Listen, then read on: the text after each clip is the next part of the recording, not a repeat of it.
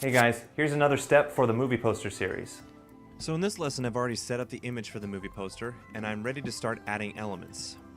The first thing we are going to do is add this background to this movie poster. To give you a quick idea of what I'm going for, the client for this poster's name is Zero Kazama. He's an accomplished actor who hosts the MTV game show Silent Library. He's also a stunt performer and a filmmaker who is developing a film of his own called Freezer Burn. Basically, it's a post-apocalyptic movie where zombies have taken over the world for quite a while now, and society has had to adapt, which includes a military force led by the character Zero is going to play. While talking to him about his ideas, I came up with the concept of a desert landscape, which he and his fellow cast members will be occupying. They will be at the center of the image, with hordes of zombies surrounding them, so as you watch each video, I will show different elements being added, changed, and enhanced. So first things first, and that is this image. What I'm going to do is add the image to the background, transform it so it will fit in with the poster, and change the colors and saturation to give it a more dark and desolate tone.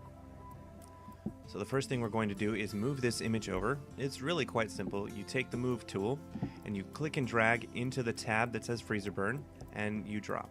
And there it is. Now let's say that this image was separate from the other image.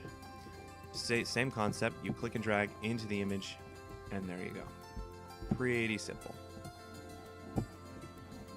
So now that we've done that, let's go ahead and X this out. Seems a little small on the movie poster, and that's to be expected because this movie poster is going to be big, and despite how big this image is, it still needs to be transformed, so that's what we're going to do. So press and hold Command and press T.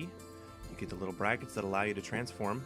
Check the tools overview at the beginning and end of this video so you can look through each and every tool and remind yourself in case anything gets past you. So click and drag up to the corner. It should lock into place like so. And then click and drag until it locks into place and press enter. And there you go. It fits right in and it automatically conforms the pixels to the image. Pretty simple. So the next thing we want to do is start messing around with colors, and I'll go through the different color options that you have so you can take a look at the different effects it has. So we're going to go up to Image, Adjustments, and you have all these different things. So we'll start with Brightness and Contrast. Really simple tab. Brightness makes it brighter or darker, and contrast changes how strong your colors are, basically. So a little bit of contrast, add a little bit of brightness, and that's fine. So we go back up to Image, Adjustments, Levels. Levels changes how prominent your basic colors are. So you have RGB, and RGB allows you to change the strength of the colors in multiple ways. Now if you just wanted to change one color like red, then you can do that. And the more red you take away, the more green takes over. But we're just going to keep it generic. We're going to mess around with the colors a little bit. That makes it a little darker, more desolate, higher contrast, different colors. The thing about Photoshop is its experimentation. It really is. A lot of the stuff I could go through in a very fine-tuned mathematical way, but I've never worked that way. We just want to go through it in a way where we can experiment and find something that looks good for you. So back up to Image, Adjustments. Let's go to Curves. This is a pretty cool little tool. Curves basically allows you to balance between all the different colors that you're dealing with. So you click, you create a little point, and you can move it around to create different effects. It changes colors as well as contrast, brightness, things like that. And you can add another curve if you want.